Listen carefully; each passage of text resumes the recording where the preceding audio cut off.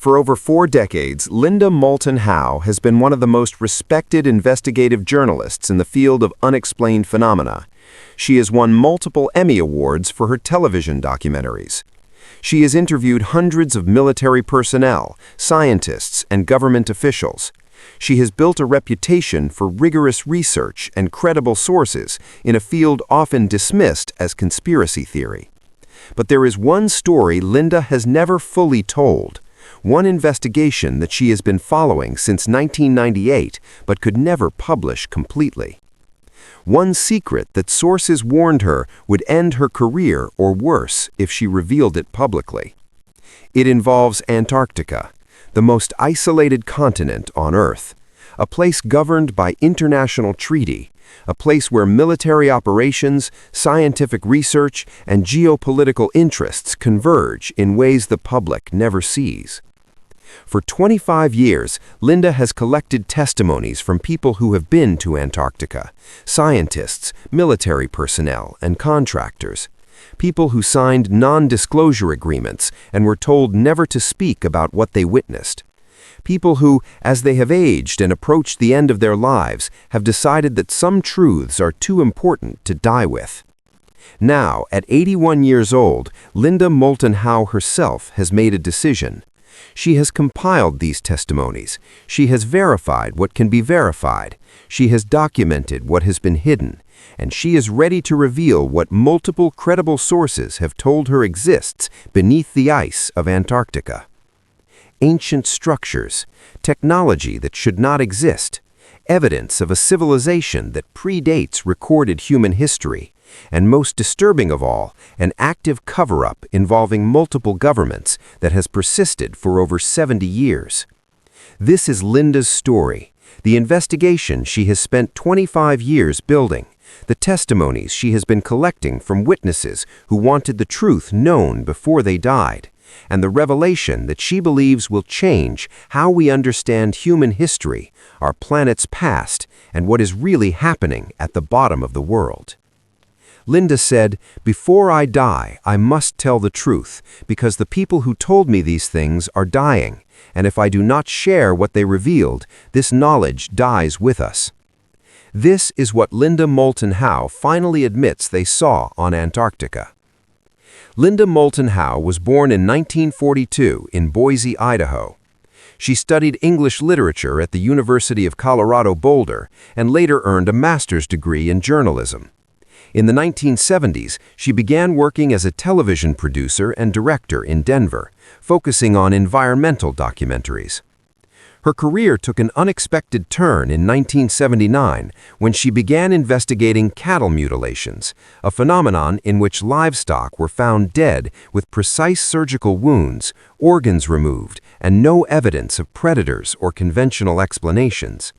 Her documentary, A Strange Harvest, won a regional Emmy Award and established her reputation for investigating unexplained phenomena with rigor.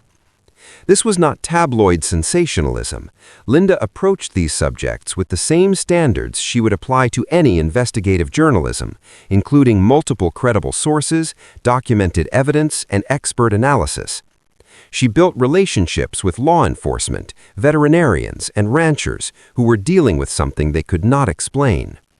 Over the decades, Linda's investigations expanded to include UFO encounters, government secrecy, and testimonies from military and intelligence personnel claiming knowledge of non-human technology and contact.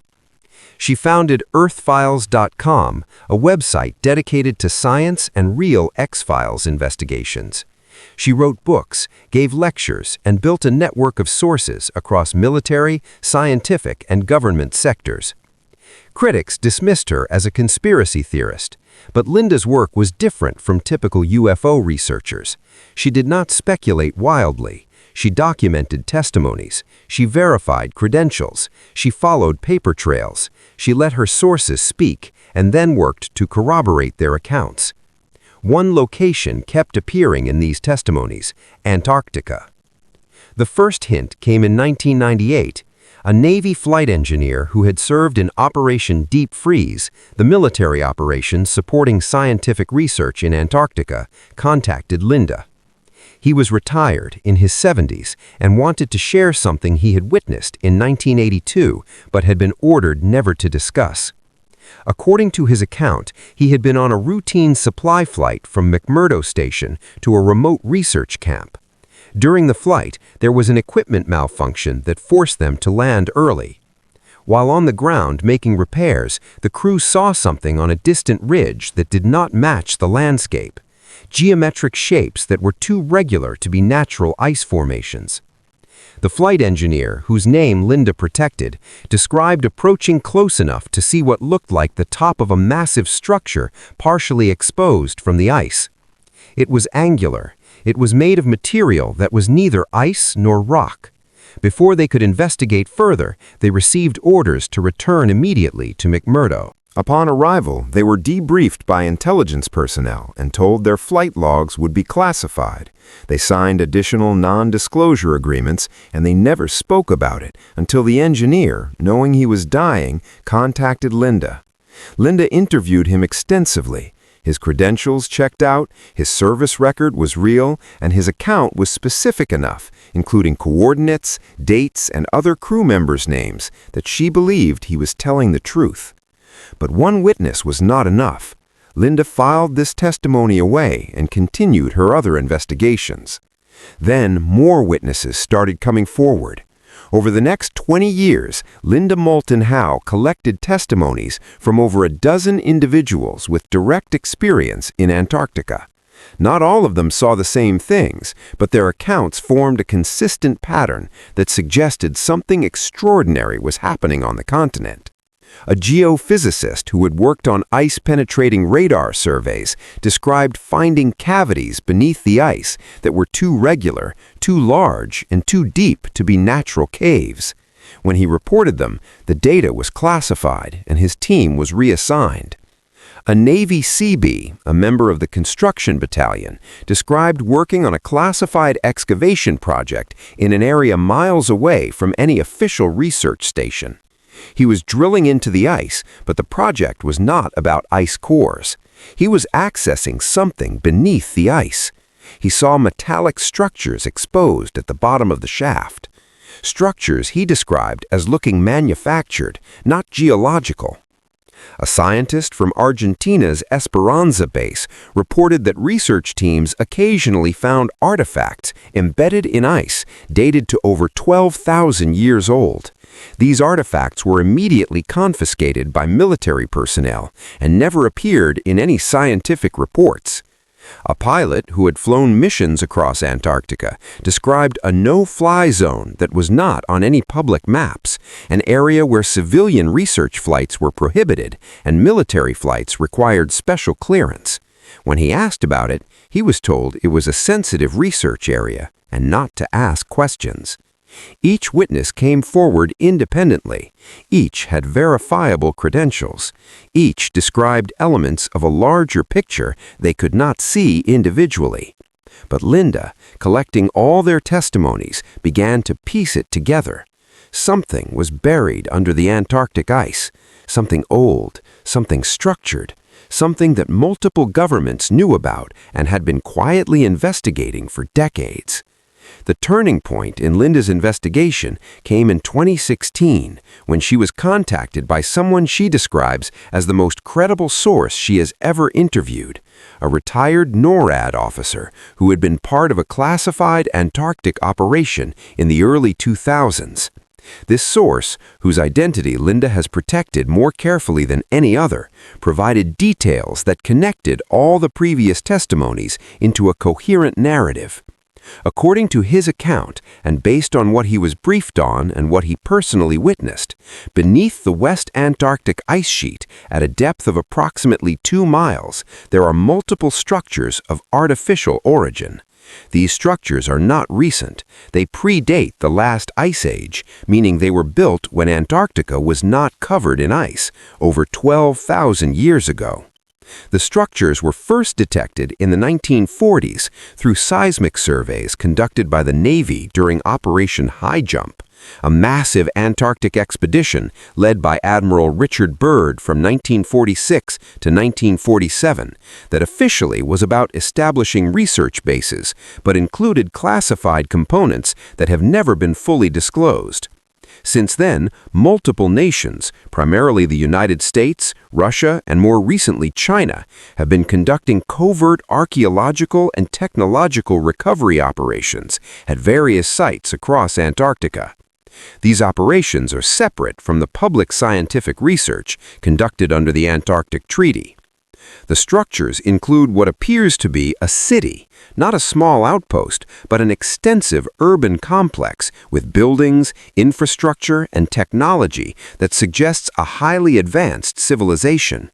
Some structures are accessible through natural ice caves or areas where shifting ice has created openings. Others are being accessed through drilling operations disguised as scientific research.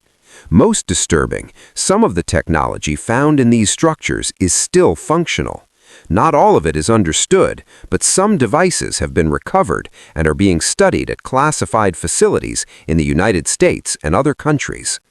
The source told Linda that the reason for the secrecy is multi-layered, including the geopolitical implications of claiming discoveries in Antarctic territory, the challenge to conventional historical timelines, and, most significantly, the nature of the technology being found, technology that suggests capabilities beyond current human achievement. Linda was stunned, but she is a journalist. She needed corroboration. She asked for evidence.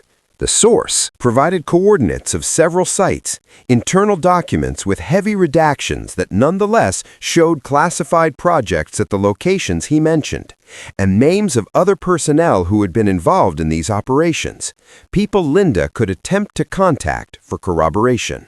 Over the next several years, Linda quietly pursued these leads. She contacted other potential witnesses. Some refused to talk. Some confirmed elements of the story without providing details. A few, approaching the end of their lives, decided to tell what they knew. The pattern held. The testimonies aligned. Different witnesses described different aspects of the same underlying reality. Ancient structures beneath Antarctic ice, ongoing recovery operations, secrecy across multiple governments, and technology that challenged our understanding of the past. One of the most compelling additional witnesses was a contractor who had worked on a drilling operation in 2003.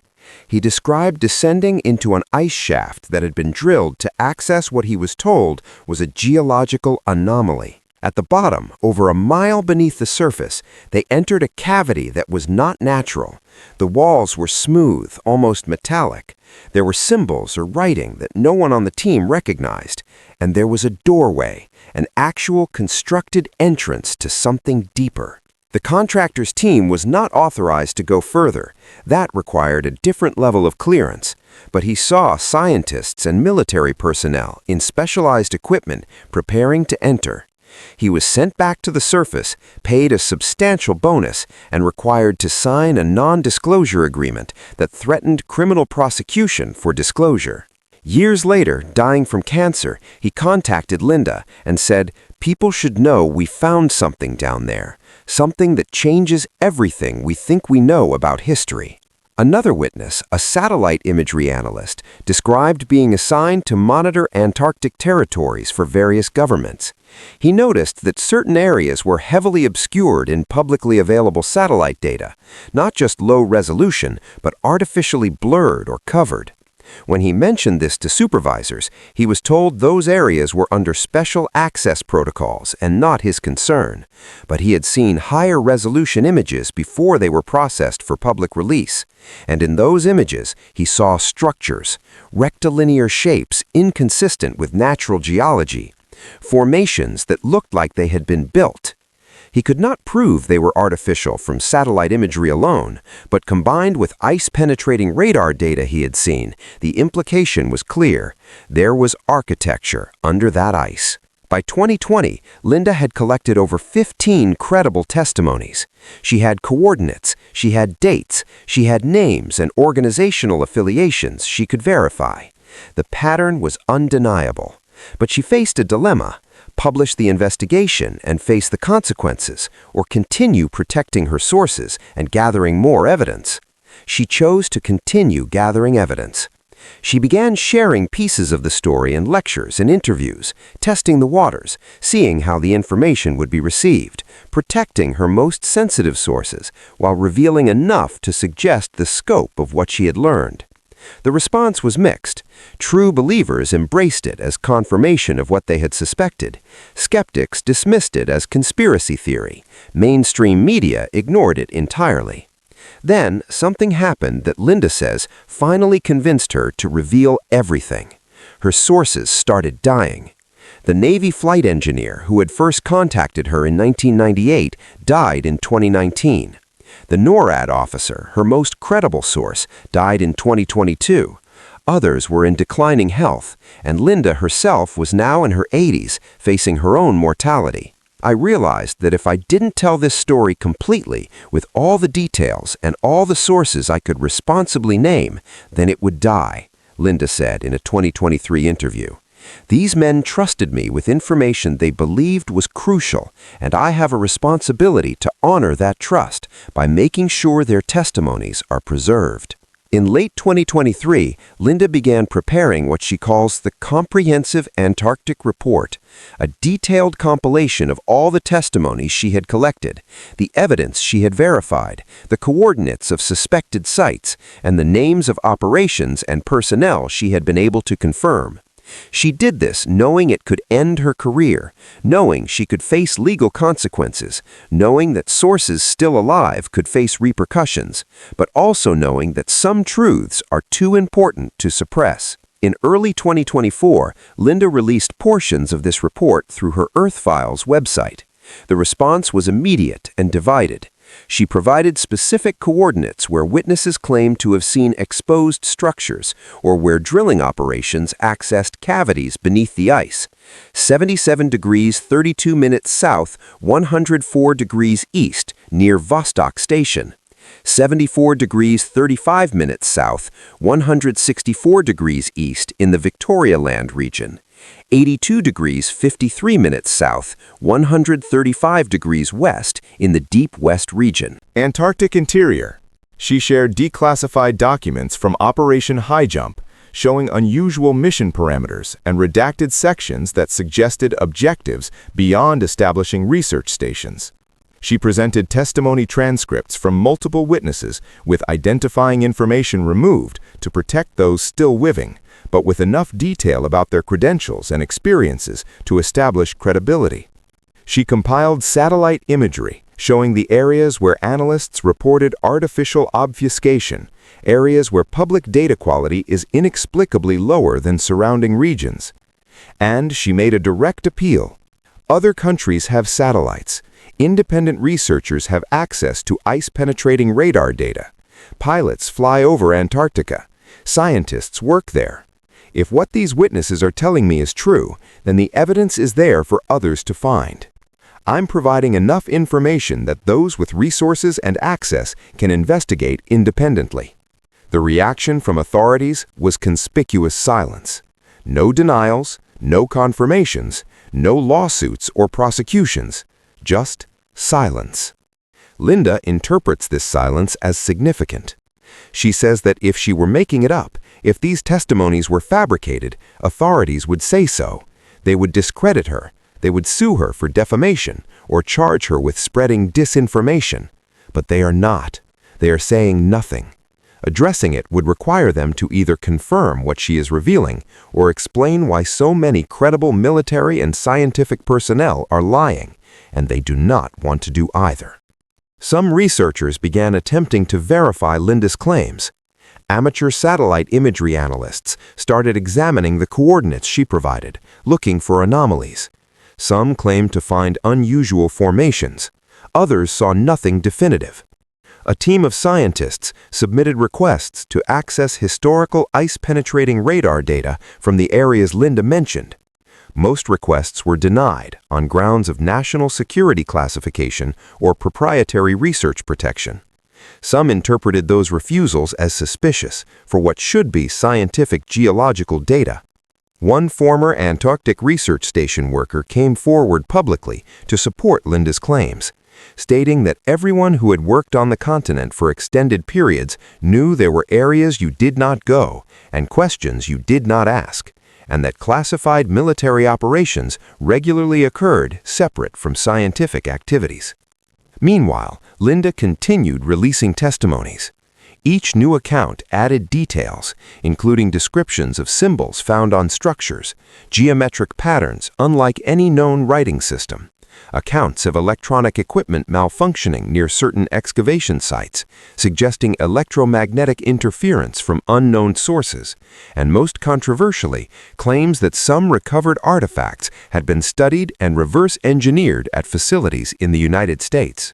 One of the most detailed testimonies came from a materials scientist who claimed to have briefly worked on a classified project analyzing samples from Antarctic excavations.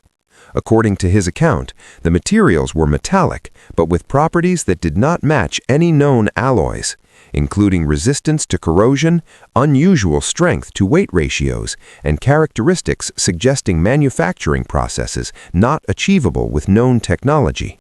When he asked about the origin of the samples, he was told only that they were Antarctic recovery and that his analysis should focus on composition and properties, not origin or age. He completed his contracted work, received payment, and signed non-disclosure agreements. But the experience convinced him that something extraordinary had been found in Antarctica. Another witness, a logistics coordinator who had worked for the National Science Foundation U.S. Antarctic Program, described manifests for equipment shipments that did not match any known scientific research program, including industrial excavation equipment, specialized drilling tools, and sealed transport containers accompanied by military escorts. When she inquired about these shipments, she was told they were Department of Defense projects and not under National Science Foundation oversight. Linda summarized multiple independent witnesses with no connection to each other, describing components of the same reality: structures beneath the ice, technology that should not exist, ongoing classified operations, multi-government awareness and cooperation. This is not one person making wild claims. This is a pattern of evidence from credible sources that demands serious investigation. The implications of Linda's investigation, if true, are staggering. They challenge fundamental assumptions about human history, technological development, and our understanding of civilization's timeline. If ancient structures exist beneath Antarctic ice, structures built when the continent was not frozen, then there was a civilization advanced enough to build cities over 12,000 years ago. This predates Sumerian civilization, the Egyptian pyramids, and every other known ancient culture by thousands of years. If this civilization possessed technology we still do not fully understand, it suggests that human progress is not linear, that we are not the first advanced civilization on this planet, that knowledge has been lost and perhaps is being slowly recovered. If multiple governments have known about this for 70 years and kept it secret, it raises questions about what else is being hidden. Why the secrecy? What are the geopolitical implications? Who controls the recovered technology? What are they doing with it? And perhaps most unsettling, if this civilization was advanced enough to build what witnesses describe, what happened to them? Why did they disappear? Was it climate change? The ending of the last ice age? Was it something else? And could whatever caused their collapse happen again? Linda does not claim to have all the answers. She is careful to distinguish between what witnesses have told her, what she has been able to verify, and what remains speculation. She believes the evidence she has compiled demands official investigation and public disclosure. Linda says she is not asking people to believe her. She is asking them to look at the testimonies she has collected from military personnel, scientists, and contractors who have been to Antarctica. These are real people with real credentials, describing real experiences. They deserve to be heard. And if they are telling the truth, if even half of what they have told her is accurate, then we are living in a world very different from what we have been taught. At 81, Linda Moulton Howe knows she does not have unlimited time left. She is spending her remaining years compiling and releasing the Antarctica testimonies because she believes this is the most important investigation of her career. Everything else she has worked on, including cattle mutilations, UFO encounters, and government secrecy, point toward the same conclusion. We are not being told the truth about our history, our planet, and our place in the universe. Antarctica is where the physical evidence exists. It is not speculation. It is not theory. It is buried under the ice, and people have seen it. She is trying to make sure their testimonies do not die with them. She is currently working on a comprehensive documentary that will present all the testimonies, evidence, and analysis she has compiled. She is also depositing copies of her complete investigation, including the names of sources who have given posthumous permission for identification with multiple institutions to ensure the information survives even if something happens to her. Critics continue to dismiss Linda's work as conspiracy theory. They point to the lack of physical evidence accessible to independent verification. They note that eyewitness testimony, even from credible sources, is not proof. They argue that classified operations in Antarctica could have conventional explanations unrelated to ancient civilizations. Linda's supporters, including some scientists and researchers who have examined her methodology, argue that the pattern of testimonies is too consistent to dismiss. They say the refusal of authorities to address or investigate the claims is itself suspicious.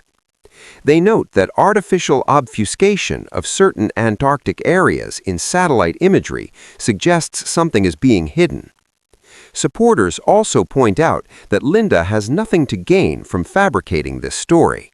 She is a respected Emmy Award-winning journalist with a long career. She is not selling books or promoting products. She is simply presenting testimonies from people who claim to have witnessed something extraordinary. The truth about Antarctica remains contested.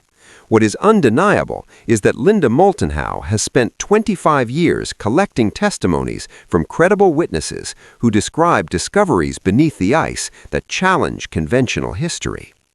Whether those testimonies represent reality, misinterpretation, or something in between will ultimately be determined by whether official disclosure ever occurs, or whether independent research can verify the claims.